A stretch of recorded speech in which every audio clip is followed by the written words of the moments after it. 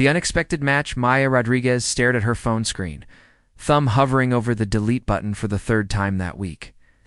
The dating app icon seemed to mock her from between her banking app and the grocery store rewards program too. Things that actually served a purpose in her life, unlike whatever this experiment was supposed to be. "You promised me you'd give it a real try," came her sister Carmen's voice from the kitchen, where she was helping Maya's 6-year-old daughter Sophia with homework. "1 month, remember?" "I know what I said," Maya called back, settling deeper into her worn but comfortable couch. "But look at these messages. Half of them can't spell, and the other half want to meet at some fancy restaurant I can't afford." She scrolled through her matches half-heartedly. Most of the profiles looked like carbon copies, gym selfies, photos with expensive cars, or cryptic quotes about being an entrepreneur. As a kindergarten teacher, barely making ends meet, Maya felt like she was shopping in a store where nothing was in her price range, emotionally or otherwise. Then she saw him.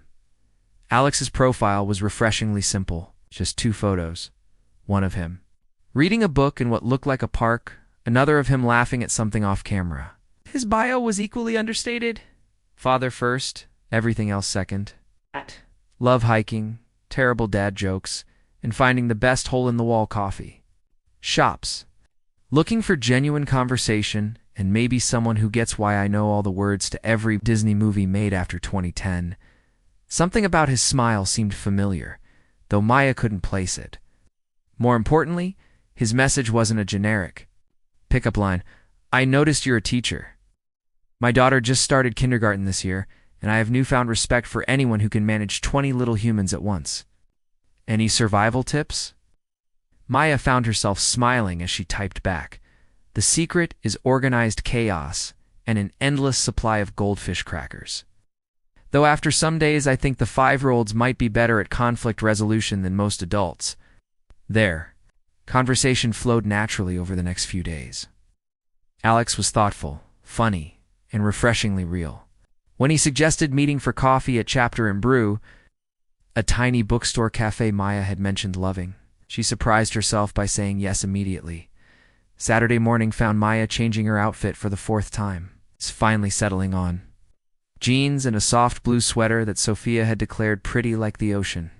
She'd chosen the cafe deliberately. It was comfortable, unpretentious, and had enough ambient noise that awkward silences wouldn't feel crushing.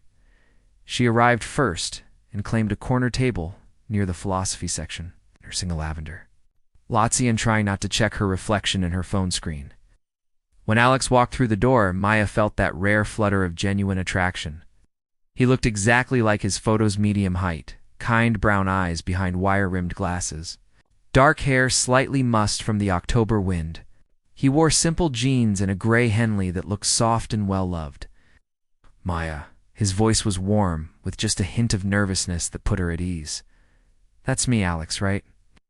She stood to greet him, noting how his handshake was firm but gentle. "You for agreeing to this," he said, settling into the chair across from her. "I have to admit, I was starting to think genuine people didn't exist on dating apps." "Tell me about it." Maya laughed. "I was ready to delete the whole thing when your message came through." They talked for 2 hours, conversation flowing as easily as it had online. Alex was attentive, asking thoughtful questions about her teaching, and sharing stories about his 8-year-old daughter. Emma's latest obsessions, currently marine biology and building elaborate blanket forts. She's convinced she's going to discover a new species of seahorse. Alex said, eyes lighting up when he talked about his daughter. "I love that she thinks anything is possible." Maya felt her guard dropping. This man understood the exhausting joy of single parenthood, the way your child became your whole world, while you sometimes forgot you existed as a separate person. As they prepared to leave, Alex walked her to her car, reliable but clearly aging Honda that she suddenly felt self-conscious about. "I'd really like to see you again," he said, hands in his pockets. "Maybe dinner next time, somewhere quiet where we can actually hear each other talk." Maya looked into his eyes and saw something she'd almost forgotten existed: genuine interest. Not just in the idea of her, but in who she actually was. "I'd like that too," she heard herself saying, and meant it completely. Growing closer, 3 weeks into whatever this was becoming, Maya found herself humming while grading papers, something that hadn't happened since before her divorce 2 years ago. Alex had texted that morning with a photo of Emma's latest art project, a crayon drawing of what appeared to be a purple octopus wearing a tutu. Accompanied by the message, she says it's a ballet dancer from Atlantis.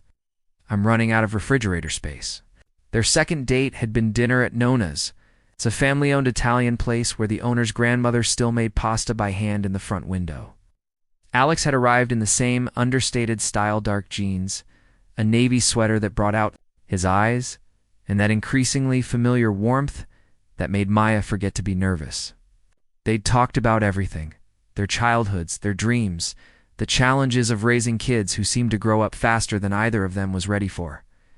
Emma asked me yesterday if I was ever going to get married again, Alex had shared. Over tiramisu, they'd ended up splitting. I told her someday, maybe if I found someone special. Then she asked if that someone would like seahorses. Smart kid? That's clearly the most important criterion, Maya had teased, though something in his expression made her chest flutter. Now, as Maya packed up her classroom for the day, she couldn't help but notice how her students had started commenting on her mood.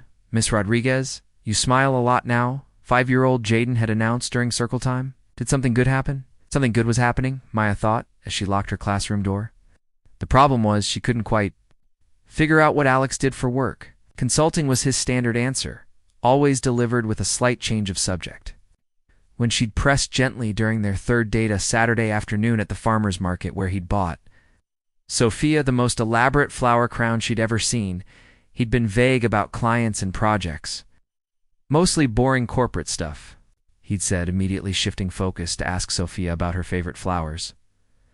There were other small mysteries. His watch was clearly expensive, though he wore it casually like he'd forgotten its value. Last Tuesday, when he'd picked her up for their movie date, she'd noticed a sleek black car idling at the corner, and when she'd mentioned it, Alex had glanced over with what looked like resignation before suggesting they take her car instead. Maybe he's embarrassed about money, Carmen had theorized during their weekly sister dinner. Some people get weird about financial differences in relationships. It didn't feel like embarrassment. Alex never seemed uncomfortable when Maya chose budget-friendly restaurants or suggested free activities like the hiking trail behind the elementary school. If anything, he seemed to prefer simpler options, which, when she'd jokingly mentioned wanting to try the new upscale bistro downtown, he'd looked almost panicked before suggesting the food truck festival instead. The mystery deepened during their fourth date. They'd been walking through downtown after catching an early movie when Alex's phone had buzzed insistently. He'd apologized and stepped away to answer, but Maya had caught fragments. Tell them I'm unavailable until Monday. I don't care what. The board thinks about the timeline. Handle it. When he'd returned, looking slightly stressed, Maya had asked if everything was okay with work. Just the usual fires to put out, he'd said, but his smile hadn't quite reached his eyes.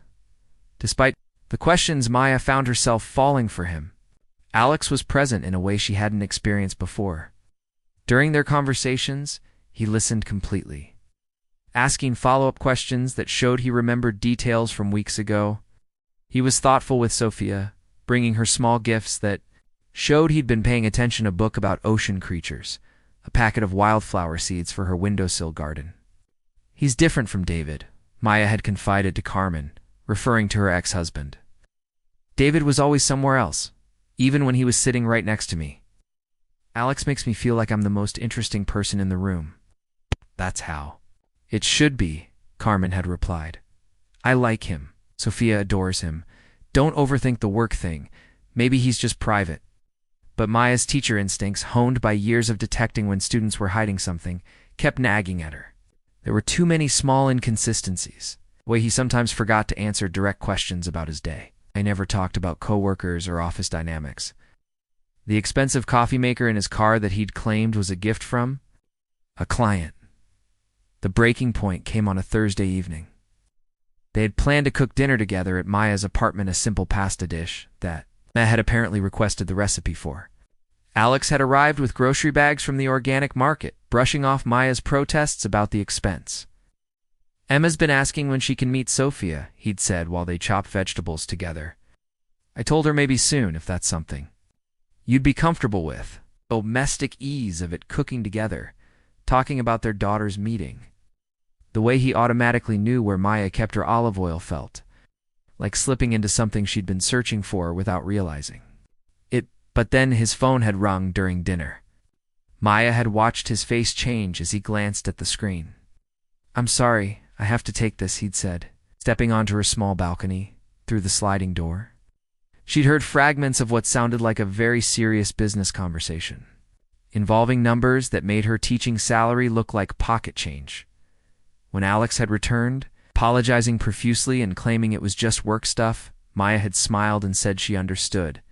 But as they'd finished dinner and he'd helped clean up, she'd found herself studying his profile, trying to reconcile the man folding her dish towels with the voice she'd heard, discussing what sounded like major financial decisions. She was falling. For him, that much was certain. The question was, who exactly was she falling for? The revelation the Lincoln Elementary School fundraiser was supposed to be Maya's night off from complicated thoughts about Alex. She'd volunteered to help with the silent auction, partly because she believed in supporting her school and partly because she needed something to focus on besides the growing list of questions she couldn't seem to answer about the man she was increasingly certain she was falling in love with. You look distracted, observed Janet, the second-grade teacher who'd become Maya's closest work friend.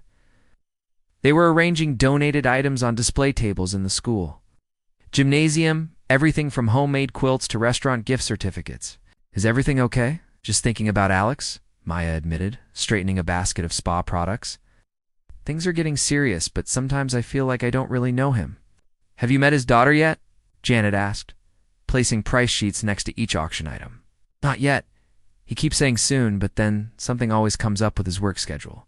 Maya frowned, remembering their conversation from the night before. Alex had suggested a weekend trip to the Children's Museum, perfect for introducing the girls. But then had backtracked when a client emergency arose. The fundraiser began at 6, and by 7:30 the gymnasium was packed with families, teachers, and community supporters. Maya was stationed at the check-in table, greeting parents and handing out bid numbers, when she noticed a crowd gathering around one of the auction items near the back. What's all the excitement about? She asked Karen, the school secretary. During a lull in arrivals, someone just donated a private tech company tours and mentorship session, Karen said, eyes wide. Worth $5,000, according to the appraiser. Apparently it's from Kane Technologies. You know, that company that's always in the news for their education initiatives. Maya felt a strange flutter of recognition at the company name, though she couldn't place why. Kane Technologies was one of those tech giants she read about occasionally, always launching new products or making headlines for their CEO's philanthropic efforts. At 8 o'clock, the auction officially began with Dr. Patricia Williams, the school principal, taking the microphone to thank the evening's sponsors. Maya was only half listening, focused on tallying bid sheets when she heard a familiar name that made her freeze. ... And we're especially grateful to Alexander Kane, CEO of Kane Technologies, for his generous donation this evening. Mr. Kane's commitment to education reform and his company's innovative learning platforms have made a real difference in schools across the state. The name hit Maya like a physical blow. Alexander Kane, Alex Kane, her Alex, claimed to work in consulting and was vague about his clients. With trembling hands, Maya pulled out her phone and quickly Googled Alexander Kane, Kane's Technologies. The first image result made her stomach drop to her shoes. It was him, unmistakably him. The same kind brown eyes, the same gentle smile, the same slightly musk-dark hair. But instead of the casual clothes she'd grown accustomed to, he was wearing an expensive-looking suit and standing behind a podium at what appeared to be a major business conference. The caption read, "Tech mogul Alexander Kane announces $50 million education initiative." Maya's hands shook as she scrolled through article after article. Forbes profiles describing his rise from startup founder to billionaire CEO, photos from charity galas where he was pictured with politicians and celebrities, a recent interview where he discussed balancing single fatherhood with running a major corporation after losing his wife to cancer 3 years ago. 3 years ago. The timeline matched what he'd told her about Emma's mother. But he'd never mentioned being a widower, just that he was raising Emma on his own. Maya, are you okay? Janet appeared beside her, looking concerned. You look like you've seen a ghost. Maya stared at her phone screen, at a photo of Alex Alexander shaking hands with the governor at a state education summit she'd watched on the news just last month. She'd seen this photo before. She'd probably seen him on the news dozens of times without realizing it. 'Cause who pays attention to tech CEO faces when you're worried about lesson plans and grocery budgets? I need some air, Maya managed, pushing past Janet and heading for the gymnasium's back exit. Outside in the parking lot, Maya called Alex with shaking fingers. He answered on the second ring, voice warm and familiar in a way that now felt like a lie. Hi, how's the fundraiser going? Alexander Kane, she said without preamble. The silence on the other end of the line stretched so long that Maya wondered if the call had dropped. Maya Kane Technologies. $50 million education initiatives. Billionaire CEO. Her voice was rising, and she didn't care. Were you ever going to tell me? Or was this just some kind of game? It's not a game. His voice was quiet. Strained. Can we talk about this in person? Can be there in 20 minutes. Don't, Maya said, surprised by the steel in her own voice. Don't you dare show up at my workplace. At my daughter's school? God, Alex, do you know how this looks? How this makes me feel? Maya, please, I Googled you, she continued, pacing between parked cars. 3 years of news articles, photos, of you at galas that probably cost more than my annual salary.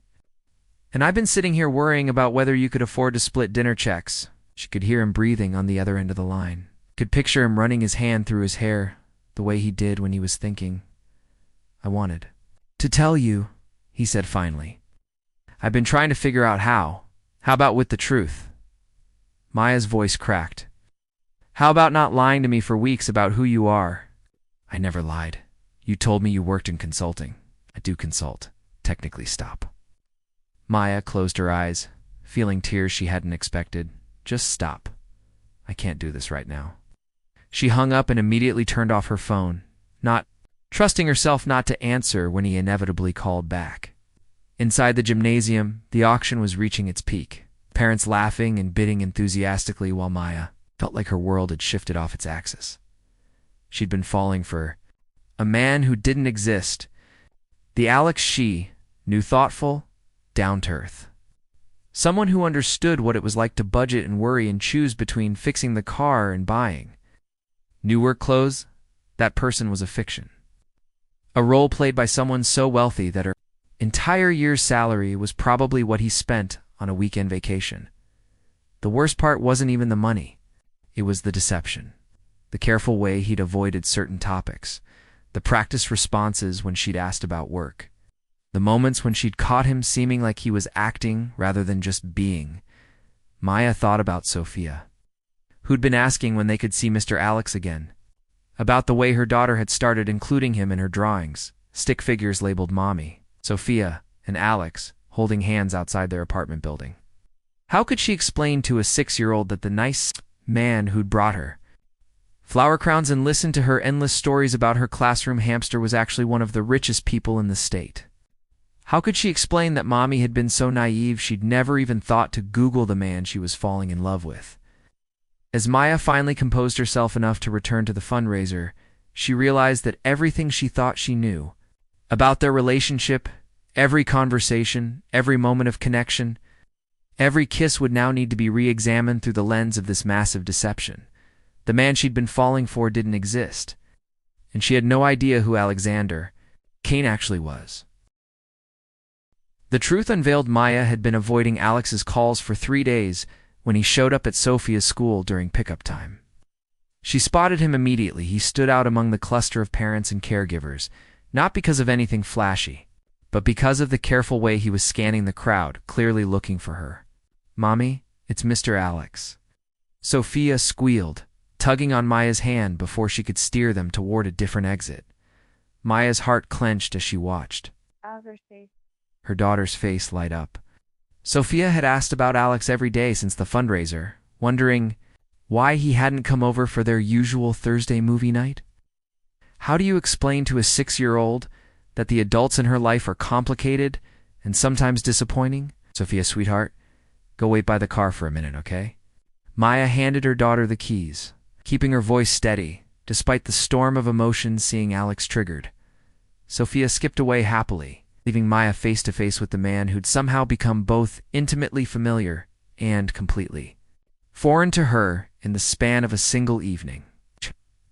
"You look tired," Alex said quietly, and she hated how his genuine concern still affected her.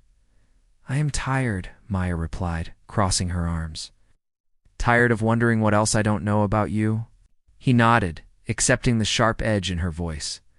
"Can we talk somewhere private, please? I owe you an explanation. You owe me a lot more than that." But Maya found herself agreeing to follow him to Riverside Park, a quiet spot a few blocks from the school where Sophia could play on the playground equipment while they talked. It was the same park where Alex had first mentioned wanting to introduce their daughters.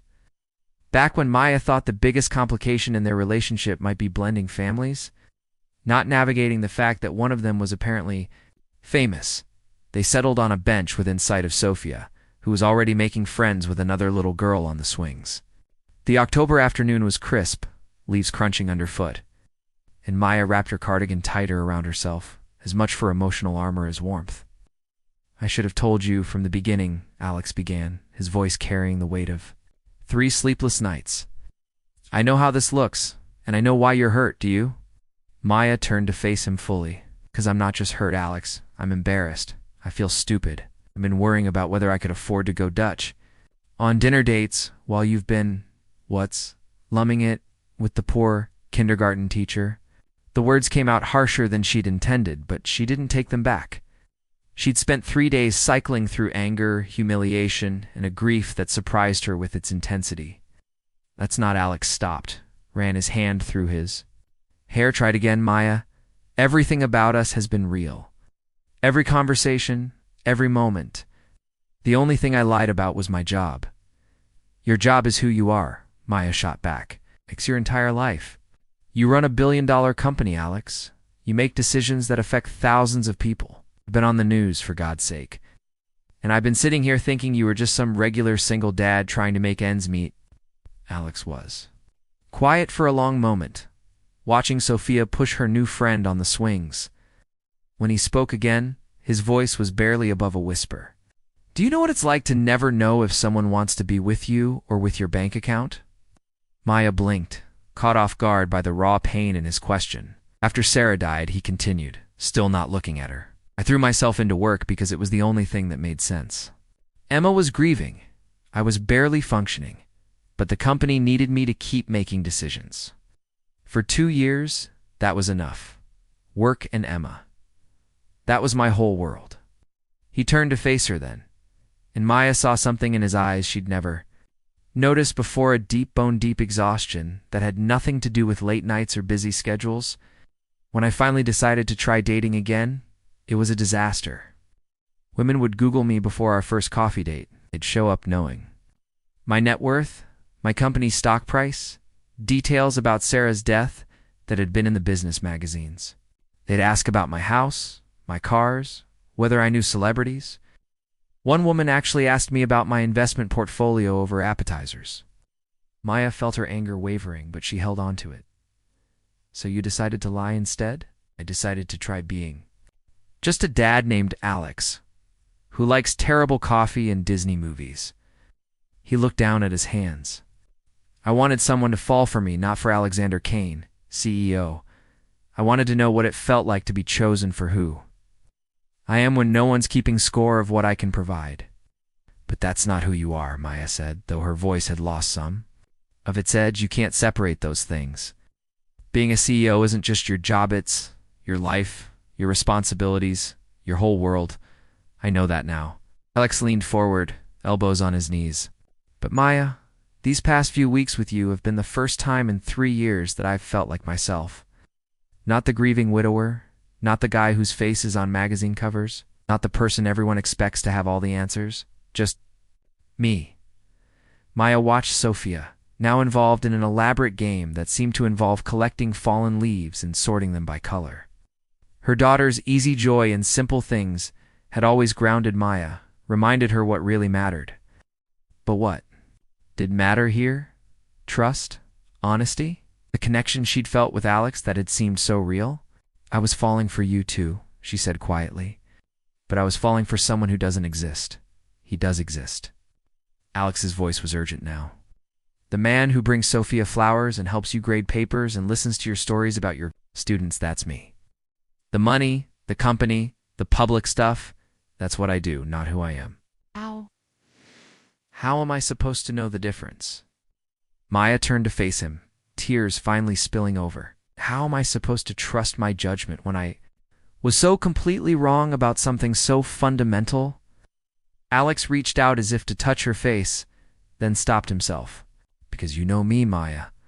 You know how I take my coffee, and that I'm afraid of Emma growing up too fast, and that I still sleep with a nightlight because the dark reminds me of the hospital room where Sarah died. You know that I laugh at your terrible puns and that I've never felt as comfortable with anyone as I do with you."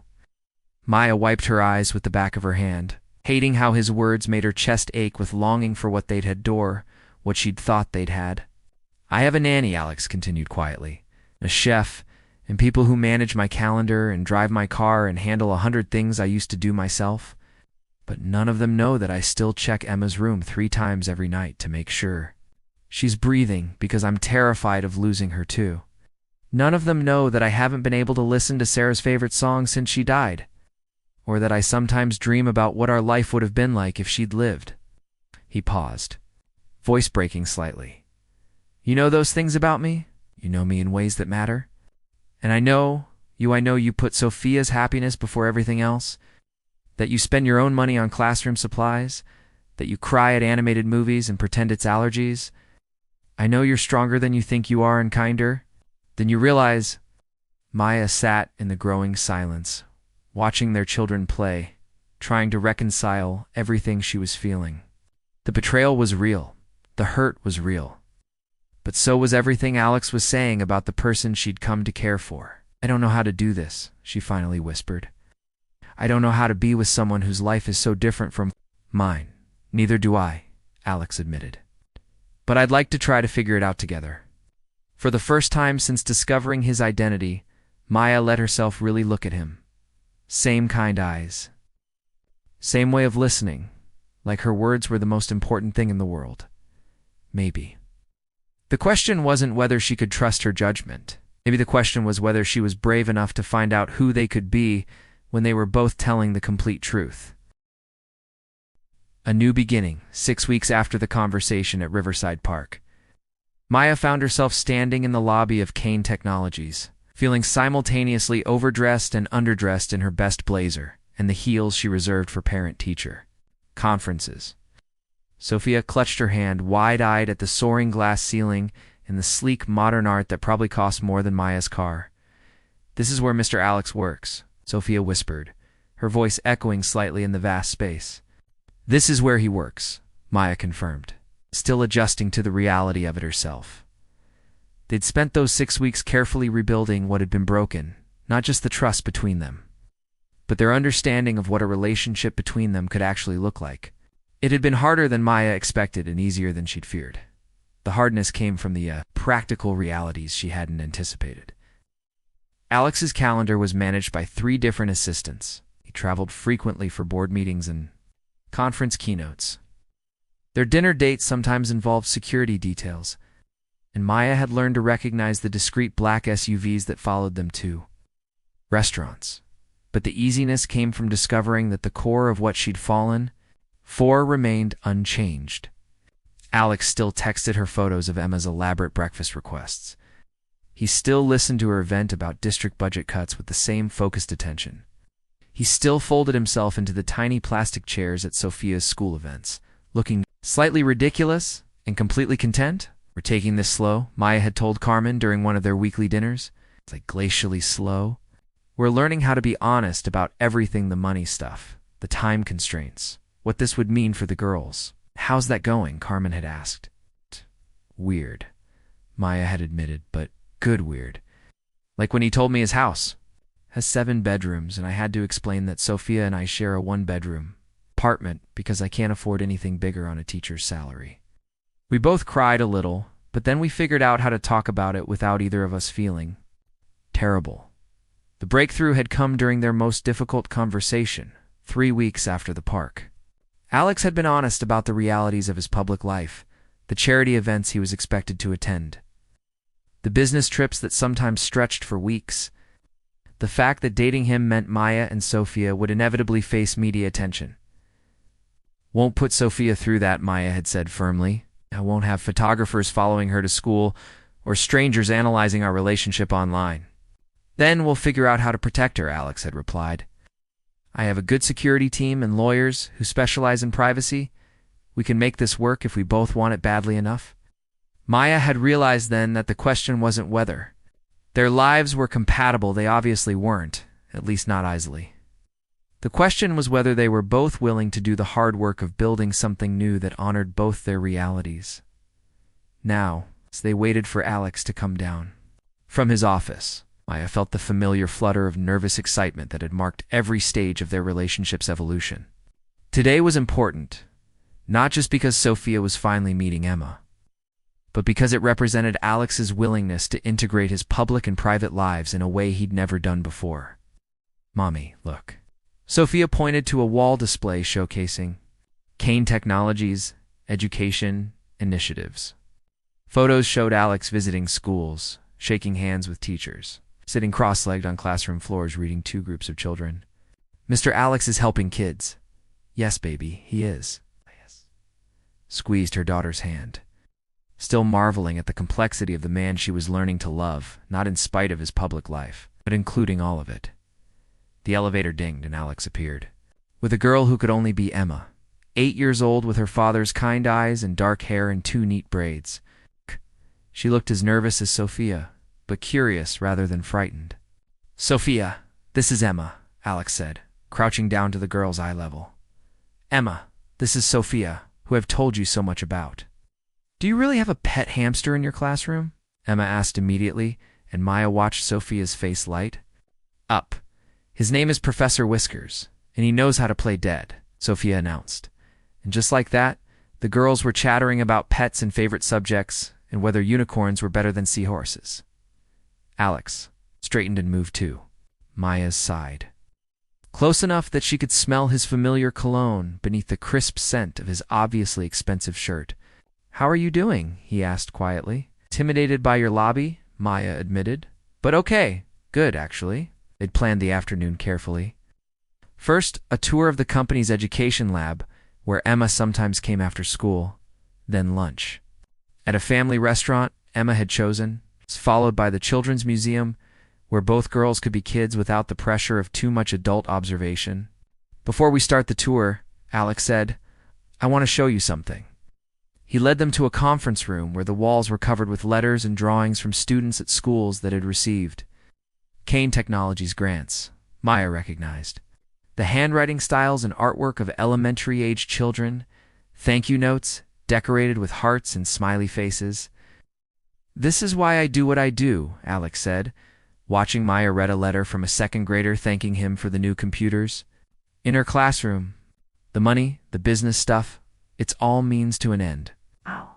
This is the end. Maya felt something shift inside her chest, a piece of the puzzle clicking into place. She'd been so focused on the wealth and power that she'd missed seeing the purpose behind it. Alex wasn't just a successful businessman. He was someone using his success to make a difference in exactly the field she'd dedicated her life to. "We should talk about what this means," Maya said as they watched their daughters examining a display of student robotics projects. "Not just for us, but for Sophia. For how we explain this relationship to her, to my family, to everyone." "I know," Alex nodded. "I've been thinking about that too. I want to do this right, Maya.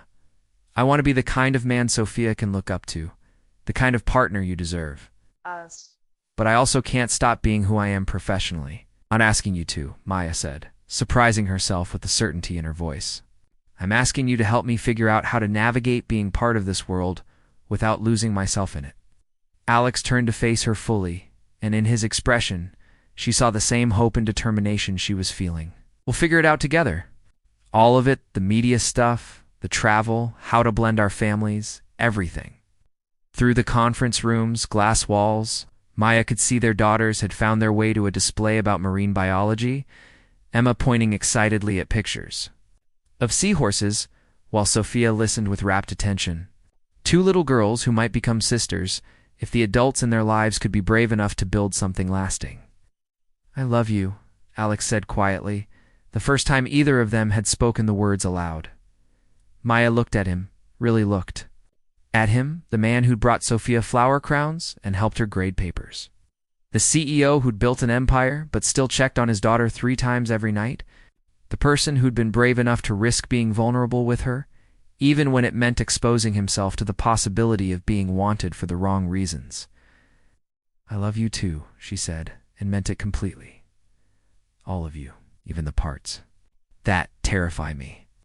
Alex smiled, the same warm, genuine smile that had made her agree to that first coffee date. And Maya realized that while their story was complicated, the core of it was actually quite simple. Two people who'd found each other despite the odds, willing to do the hard work of building a love that could encompass all the messy, beautiful realities of their lives. Outside the conference room, Emma was explaining something about seahorse mating rituals, while Sophia listened with the kind of fascination usually reserved for fairy tales. Maya watched her daughter, confident, curious, completely herself, and knew that whatever challenges lay ahead, they would face them as a family. Different from what Maya had imagined when she'd reluctantly downloaded that dating app, but real in ways she was still discovering. Sometimes the best love stories weren't about finding someone who fit perfectly into your existing life, but about being brave enough to build a new life that could hold both of your truths. "Come on," Alex said, offering Maya his hand. "Go show the girls the robotics lab. Emma's been working on a project she's very excited about."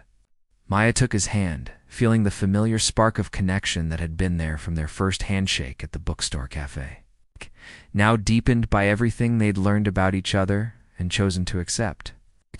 As they walked toward their daughters and whatever came next, she realized that she wasn't falling for Alex anymore. She'd landed. They both had. And they were building something together that was entirely their own.